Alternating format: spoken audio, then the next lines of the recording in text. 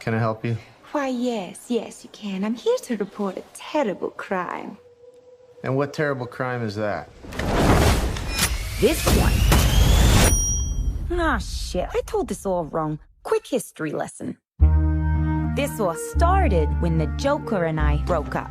It was completely mutual. And soon enough, I was back on my feet, ready to embrace the fierce goddess within. It's so quiet. Now that I cut ties with Mr. J, I'm about to learn that a lot of people want me dead. All alone. And at the top of that list is this guy. And so peaceful. But it turns out that wasn't the only dame in Gotham looking for emancipation. You fall in love. He's after all of us. The kid just robbed him. You betrayed him. You killed his BFF. What? You are so cool. You never. And you're dumb enough to be building a case against him. So, unless we all want to die very unpleasant death, we're gonna have to work together. Sure.